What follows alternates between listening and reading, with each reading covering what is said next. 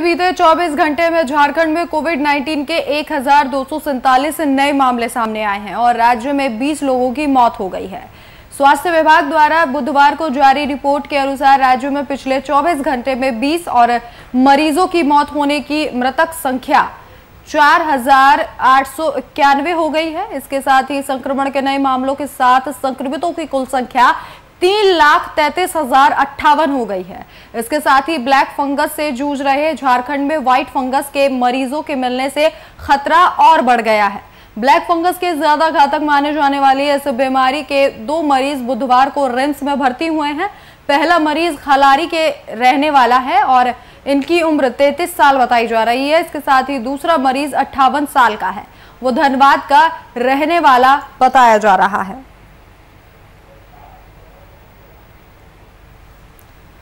झारखंड में अब white fungus ने भी दस्तक दे दी है। ब्लैक फंगस के साथ साथ एक तरफ कोरोना का कहर है और ऐसे में दूसरी तरफ ब्लैक फंगस झारखंड में अपने पैर पसार रहा है। झारखंड में 2 व्हाइट फंगस के मामले अब सामने आए हैं, तो धीरे धीरे राज्य में ब्लैक फंगस और व्हाइट फंगस बढ़ता जा रहा है।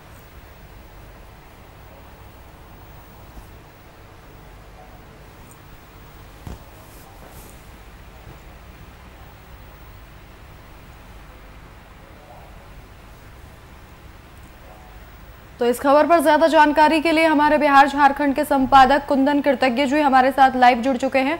कुंदन जी, जिस तरीके से कोरोना बढ़ता जा रहा था, ऐसे में ब्लैक फंगस और उसके बाद अब झारखंड में 2 व्हाइट फंगस के मरीज मिले हैं। देखिए, जिस तरीके से इस बीमारी के 3 अलग अलग फॉर्म निकले हैं, ब्लैक, व्हाइट एंड येलो। अब देखना यह है कि इस बीमारी को कितनी जल्दी हम नियंत्रित कर पाने की स्थिति में आते हैं। सबसे पहले जैसे ही इस बीमारी ने दस्तक दी थी, तो राज्य सरकार ने अपनी तरफ से तमाम इंतजाम शुरू कर दिए थे और खास करके अलग अलग अस्पतालों में इसके लिए डेडिकेटेड वार्ड चिन्हित कर दिए गए थे, ताकि ब्लैक फंगस के जो भी मरीज हो, उन मरीजों की का बेहतर इलाज यहाँ पर सुनिश्चित किया जा सके।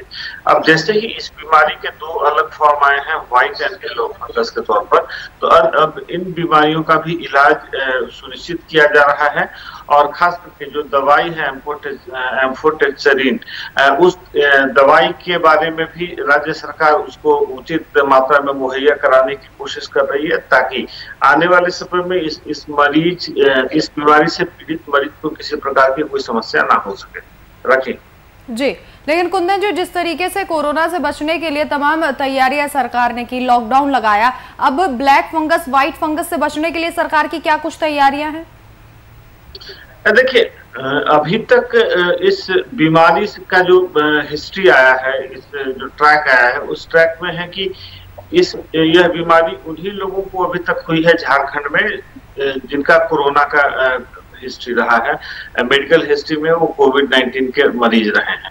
तो जाहिर सी बात है, कोविड-19 के लिए जो तमाम पाबंदियां लगाई गई थी, अब ब्लैक फंगस के बारे में अभी तक यह माना जा रहा है कि ब्लैक फंगस ने किसी भी मरीज को इन्फेक्शन के तौर पर नहीं शिकार बनाया है।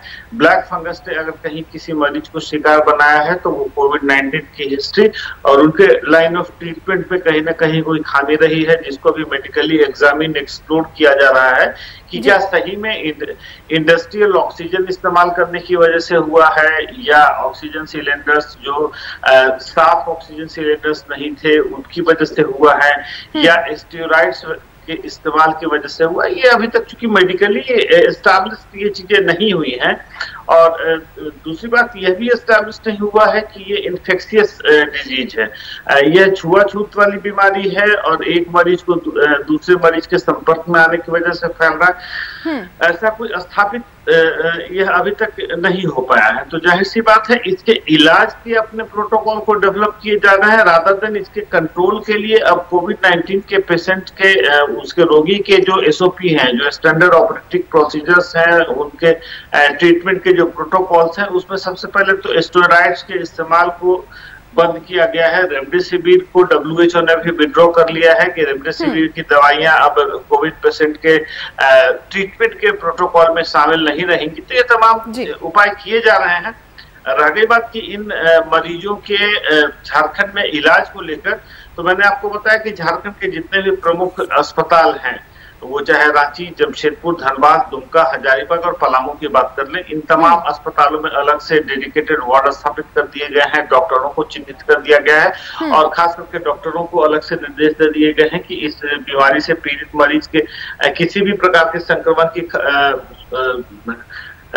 संदेह होने पर उसका इलाज ब्लैक फंगस के संदिग्ध पेशेंट की तरह से शुरुआत की जाए। और खास करके इस बीमारी के जो सिम्टम्स हैं वो काफी अलग से ही आइडेंटिफाई हो जाने वाले हैं, तो ऐसे में डॉक्टरों को भी कोई खास परेशानी नहीं हो रही है। तो कहा जा सकता है कि इस बीमारी से इलाज के लिए झारखंड सरकार को कोई खास जद्दोजहद करने की जरूरत नहीं पड़ रही है। और जहां तक रह गई बात दवाइयों का, तो दवाइयों का इंतजाम सुनिश्चित किया जा रहा है। जी कुंदन जी, तमाम जानकारी हमारे साथ साझा करने के लिए आपका बहुत बहुत शुक्रिया।